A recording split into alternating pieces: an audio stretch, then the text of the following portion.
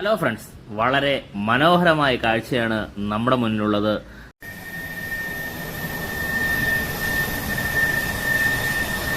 നമ്മളിനി കാണാൻ പോകുന്ന കാഴ്ചയും അതിലേറെ മനോഹരത നിറയുന്നതായിരിക്കും. മനസ്സിന് സന്തോഷം നിറയുന്ന ഒരു കാഴ്ചയാണ് നമ്മൾ ഈ കാണുന്നത് വിഴിഞ്ഞം ഇന്റർനാഷണൽ പോർട്ട് ട്രിവാൻഡ്രത്തിന്റെ യാർഡ്, ബർത്ത്, ബ്രേക്ക് വാട്ടർ എന്നീ പോർഷൻസ് വളരെ വ്യക്തമായിട്ട് കാണാൻ പറ്റുന്ന പൊസിഷനിലാണ് ഞാനുള്ളത്.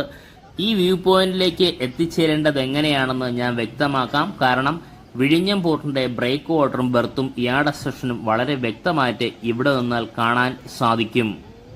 ഫ്രണ്ട്സ്, നമ്മുടെ വീഡിയോ സ്ഥിരമായിട്ട് കാണുന്നവർക്ക് ഈ റോഡ് വളരെ പരിചിതമായിരിക്കും. കാരണം 2 ദിവസം മുന്നേ 2 വ്യൂ പോയിന്റുകളാണ് വിഴിഞ്ഞം പോർട്ടും കപ്പൽ വരുമ്പോൾ കാണാൻ പറ്റുന്ന 2 വ്യൂ പോയിന്റ് ഞാൻ വീഡിയോ അപ്ലോഡ് ചെയ്തിരുന്നു. നമ്മൾ ഈ കാണാൻ പോകുന്നത് 3ാമത്തെ വ്യൂ പോയിൻ്റാണ്. ഏറ്റവും വളരെ വ്യക്തമായിട്ട് കാണാൻ പോകുന്ന വ്യൂ പോയിൻ്റാണ്. ഇന്ത്യൻ കോസ്റ്റ് ഗാർഡിൻ്റെ ഓഫീസിൽ നിന്നും വലത്തോട്ട് തിരിയുമ്പോഴുള്ള റോഡിലേക്കാണ് ഞാനുള്ളത്.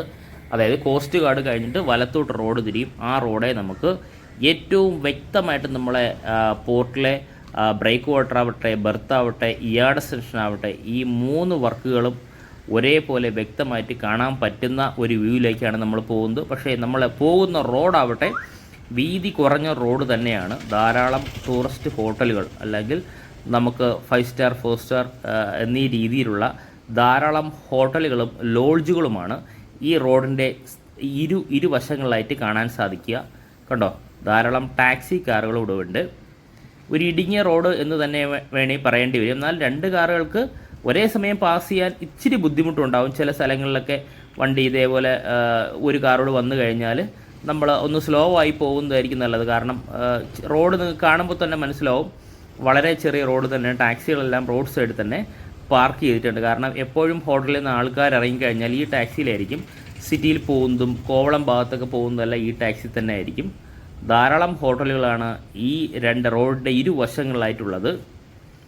ഇത് തിരുവനന്തപുരം ജില്ലക്കാർക്ക് വളരെ പരിചിതമായ റോഡും വ്യൂവും തന്നെയാണിത്. പക്ഷേ ജില്ലയ്ക്ക് പുറത്തുള്ള ആൾക്കാർക്ക് ചിലപ്പോൾ പരിചിതമായിരിക്കില്ല. അവർക്ക് വളരെ വ്യക്തമായിട്ട് നമ്മുടെ പോർട്ട് കാണാൻ ആഗ്രഹിച്ച് വരുന്നവർ ധാരാളമുണ്ട്. അവർക്ക് നല്ലൊരു വ്യൂ പോയിൻ്റ് തന്നെയാണ് ഞാൻ പോയിക്കൊണ്ടിരിക്കുന്ന സ്ഥലം. ഇതാ നമ്മുടെ വ്യൂ പോയിൻ്റ് എത്തി. നമ്മുടെ മെയിൻ റോഡിൽ നിന്ന് ഏകദേശം ഒരു കിലോമീറ്ററിന് അടുത്ത് തന്നെയാണ്. മാക്സിമം 1 കിലോമീറ്ററാണ് നമ്മൾ ഈ വ്യൂ പോയിന്റിലേക്ക് വരിക. ഇതാ വ്യൂ പോയിന്റ് എത്തിയിരിക്കുന്നു. ഇപ്പോൾ നിലവിൽ അതിൻ്റെ ഗേറ്റ് ക്ലോസ്ഡാണ്. ഞാൻ വന്നത് ഏതാണ്ട് 1 മണിക്കാണ്, 1-1.5 മണിക്കാണ് ഞാൻ എത്തിയിട്ടുള്ളത്. പക്ഷേ ഇവിടെ സന്ദർശന സമയമുണ്ട്. ഞാൻ അത് വ്യക്തമായിട്ട് കാണിച്ചു തരാം. 10 മണി മുതൽ 12:30 വരെ. അത് കഴിഞ്ഞാൽ 2 PM മുതൽ 5 PM വരെയാണ് ഇവിടെ സന്ദർശന സമയമുള്ളത്. തിങ്കളാഴ്ച അവധിയാണ്. അത് വ്യക്തമായിട്ട് എഴുതിയിട്ടുണ്ട്. 3 ഭാഷകളിലായിട്ട് സന്ദർശന സമയം എഴുതിയിട്ടുണ്ട്. ഗേറ്റും ക്ലോസ്ഡാണ്. ഞാൻ കുറച്ച് നേരം വെയിറ്റ് ചെയ്തു. അതാ ഇപ്പോൾ സ്റ്റാർട്ട് ചെയ്തിരിക്കുന്നു. 2 മണിയായിട്ടുണ്ട്.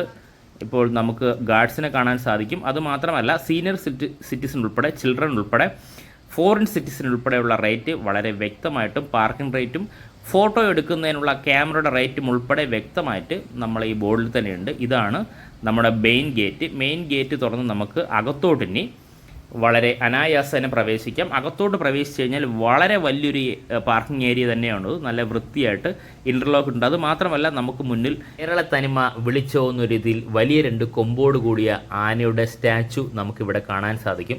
ധാരാളം സഞ്ചാരികളാണ് ഇവിടെ വരുന്നത്. അതുമാത്രമല്ല, ബൈക്കും സ്കൂട്ടറും പാർക്ക് ചെയ്യേണ്ട സ്പേസും കാറും പാർക്ക് ചെയ്യേണ്ട സ്പേസും വളരെ വ്യക്തമായിട്ട് നമുക്ക് കണ്ട് മനസ്സിലാക്കാൻ സാധിക്കും.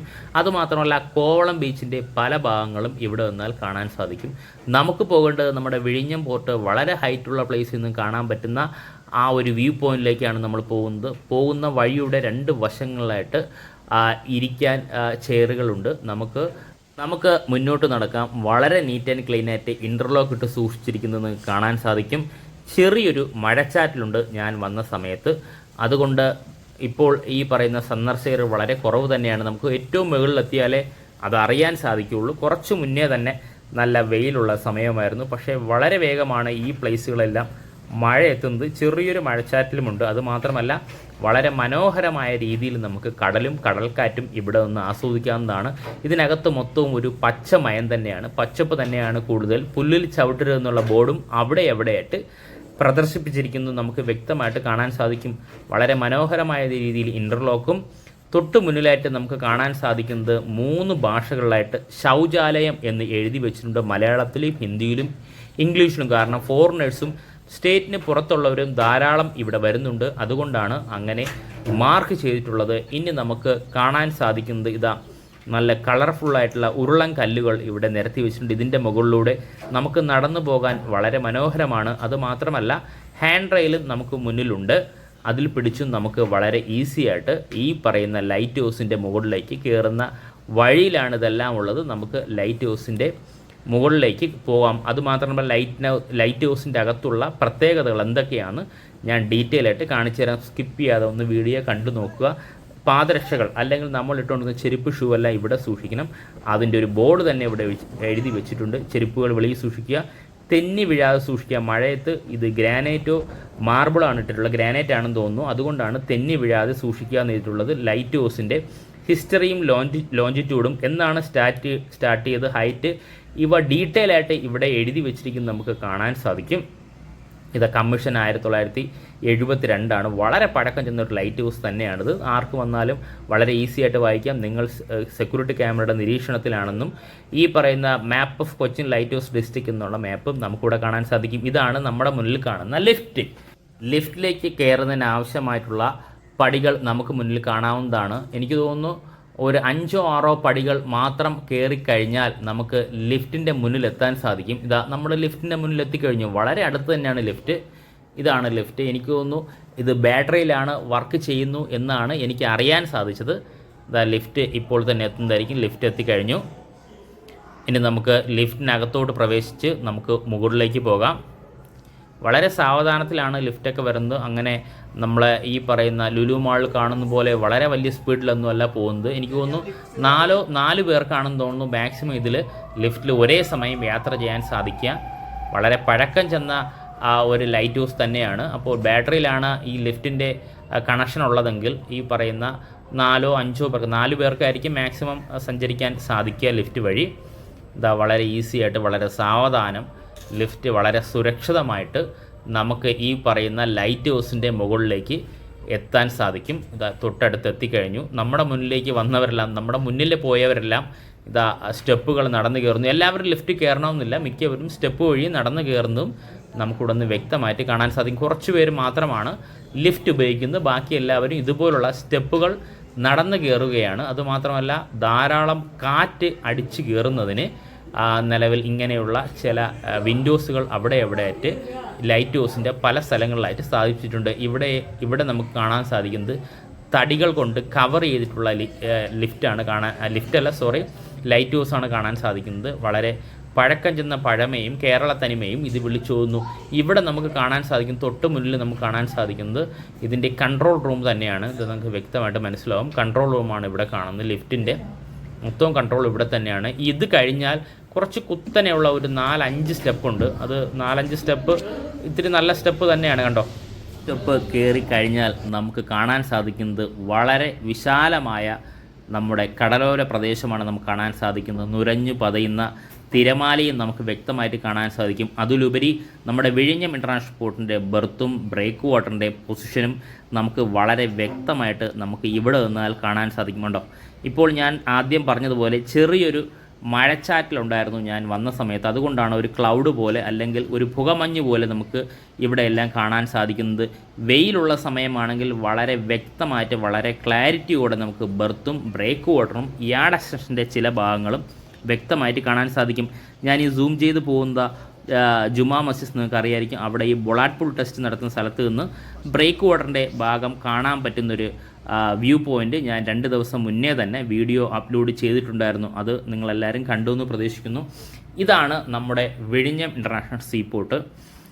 ഈ വ്യൂ എടുക്കുമ്പോൾ എനിക്കൊരു കാര്യം മനസ്സിലാവുന്നത് നമ്മുടെ ട്രയൽ റണ്ണിൻ്റെ ഭാഗമായിട്ട് സാൻ ഫെർണാണ്ടോ ഉൾപ്പെടെയുള്ള ഷിപ്പുകൾ അല്ലെങ്കിൽ ഈ പറയുന്ന ട്രാൻസ്ഷിപ്മെൻ്റെ ഭാഗമായിട്ട് വന്ന മരിയനസൂറും ഈ പറയുന്ന നാവിയസ് ടെമ്പോയും ഈ 3 ഷിപ്പുകളും ട്രാൻസ്ഷിപ്മെൻറ്റും ട്രയൽ റണ്ണും കഴിഞ്ഞതോടെ വിഴിഞ്ഞം പോർട്ട് അടുത്തൊരു ലെവലിലേക്ക് മാറി എന്ന് തന്നെ പറയേണ്ടി വരും. കാരണം ധാരാളം ഷിപ്പിംഗ് കമ്പനികളാണ് വിഴിഞ്ഞം പോർട്ടിനെ ലക്ഷ്യമാക്കി വന്നുകൊണ്ടിരിക്കുന്നത്.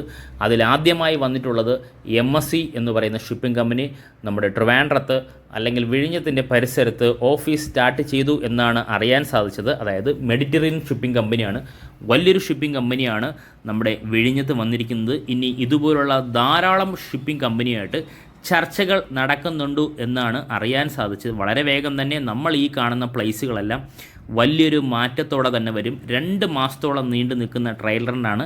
അതിനുശേഷമാണ് നമ്മുടെ ഈ പറയുന്ന വിഴിഞ്ഞം പോർട്ടിൻ്റെ ടേൺ അറൗണ്ട് ടൈം. ഇതൊക്കെ അറിയുമ്പോൾ തന്നെ നമ്മൾ ഈ പറയുന്ന ഇൻ്റർനാഷണൽ ഷിപ്പിംഗ് റൂട്ടിൽ നിന്ന് വളരെ അടുത്ത് തന്നെയുള്ളത്, അതായത് 10 നോട്ടിക്കൽ മൈൽ അകലെയുള്ള നമ്മുടെ വിഴിഞ്ഞം പോർട്ടിലേക്ക് ധാരാളം ഷിപ്പുകൾ എത്തും എന്ന് തന്നെയാണ് പ്രതീക്ഷിച്ചിരിക്കുന്നത്. അതുമാത്രമല്ല 2028 കൂടി നമ്മൾ ഈ കാണുന്ന ബർത്ത് 2 കിലോമീറ്ററും അതിനോട് ചേർന്നിട്ടുള്ള യാർഡ് പോർഷനും നമ്മുടെ ബ്രേക്ക് വാട്ടർ ആവട്ടെ 4 കിലോമീറ്ററും, അതായത് ബർത്തിൻ്റെ നേരെ ഇരട്ടി 4 കിലോമീറ്ററുമായി കഴിയുമ്പോൾ 4ാമത്തെ സ്റ്റേജും കംപ്ലീറ്റ് ആയി കഴിയും. അതോടൊപ്പം 5 ഷിപ്പുകൾക്ക് ഒരേ സമയം നമ്മൾ പോർട്ടിനകത്ത് പ്രവേശിച്ച് ബർത്ത് ചെയ്ത് ലോഡിംഗ് ആൻഡ് അൺലോഡ് ചെയ്ത് പുറത്തു പോകാൻ സാധിക്കും എന്ന് തന്നെയാണ് കരുതുന്നത്.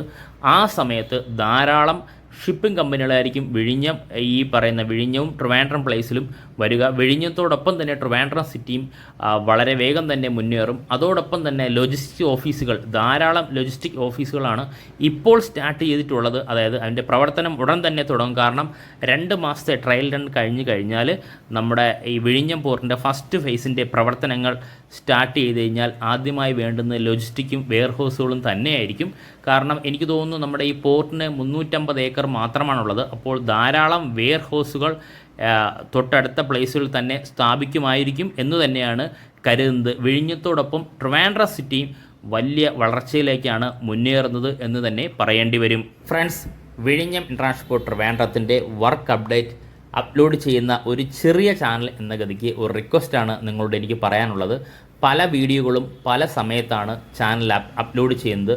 വേറൊന്നും കൊണ്ടല്ല, നമ്മൾ രാവിലെ വിഴിഞ്ഞം പോർട്ടിൻ്റെ വീഡിയോ എടുക്കാൻ പോയി കഴിഞ്ഞാൽ ഉച്ചയോടെ കഴിഞ്ഞ് തിരിച്ചെത്തി ചെറിയൊരു എഡിറ്റിംഗ് കഴിഞ്ഞതിന് ശേഷമാണ് വീഡിയോ അപ്ലോഡ് ചെയ്യുന്നത്. ആ സമയത്തൊക്കെ ചിലപ്പോൾ താമസിച്ചു പോകും. കാരണം അപ്ലോഡിങ് ചെയ്യുന്ന സമയത്ത് നെറ്റിൻ്റെ സ്പീഡ് കൊണ്ടാണ് താമസിക്കുന്നത്. പക്ഷേ അന്നെടുക്കുന്ന വീഡിയോ അന്ന് തന്നെ നിങ്ങളുടെ മുന്നിൽ എത്തിക്കാൻ ഞാൻ മാക്സിമം ശ്രമിക്കുന്നത് കൊണ്ടാണ് കറക്റ്റ് ടൈം നമുക്ക് ഫോളോ അപ്പ് ചെയ്യാൻ പറ്റാത്തത്. പല ചാനലുകളും കറക്റ്റ് ടൈമിനാണ് വീഡിയോ ചെയ്യുന്നത്. പക്ഷേ നമുക്ക് ഈ അപ്ഡേറ്റ് വീഡിയോ എടുക്കുമ്പോൾ നമുക്കങ്ങനെ ചെയ്യാൻ സാധിക്കില്ല. ഷിപ്പ് വരുമ്പോൾ പല സമയത്താണ് ഷിപ്പ് വരുന്നത്. ആ സമയത്തൊന്നും നമുക്ക് കറക്റ്റായിട്ട് ചെയ്യാൻ സാധിക്കില്ല. എന്നാലും നമുക്ക് ഇനി മുതൽ നമുക്ക് എല്ലാ ദിവസവും 6:30 മണിക്ക്, വൈകുന്നേരം 6:30 മണിക്ക് വീഡിയോ അപ്ലോഡ് ചെയ്യാൻ ഞാൻ ശ്രമിക്കുകയാണ്. എത്രത്തോളം വിജയകരമായിരിക്കും എന്ന് എനിക്കറിയില്ല. ആ സമയത്ത് നമ്മുടെ വീഡിയോ അപ്ലോഡായി കഴിഞ്ഞാൽ ഉറപ്പായിട്ട് നിങ്ങളുടെ മുന്നിൽ 6:30 മണിക്ക് എല്ലാ ദിവസവും ഞാൻ എത്തിക്കാൻ ശ്രമിക്കും. നിങ്ങൾ തരുന്ന സപ്പോർട്ട് തന്നെയാണ് നമ്മുടെ ഈ ചാനലിൻ്റെ മുന്നോട്ട് പോകുന്നത്. നമ്മുടെ ലൈവ് റെക്കോർഡിങ് കാരണം ചെറിയ തെറ്റുകൾ സ്വാഭാവികമായിട്ട് വരും. അത് അറിഞ്ഞുകൊണ്ട് മനഃപൂർവ്വമായിട്ട് ഞാൻ പറയുന്നതല്ല, പറഞ്ഞു പോകുമ്പോൾ വന്നു പോകുന്നതാണ്. Thank you friends. ഈ ഒരു ചെറിയ വീഡിയോ ഇഷ്ടപ്പെട്ടാൽ വീഡിയോ ഷെയർ ചെയ്യുക, ലൈക്ക് ചെയ്യുക, കമൻറ്റ് ചെയ്യുക. അതോടൊപ്പം ചാനൽ സബ്സ്ക്രൈബ് ചെയ്ത് നമ്മുടെ ഫാമിലി മെമ്പറിൽ ഒരു അംഗമായി കഴിഞ്ഞാൽ ഞാനിടുന്ന ഓരോ വീഡിയോയും ആദ്യം തന്നെ നോട്ടിഫിക്കേഷൻ എത്തുന്നതായിരിക്കും. Thank you friends.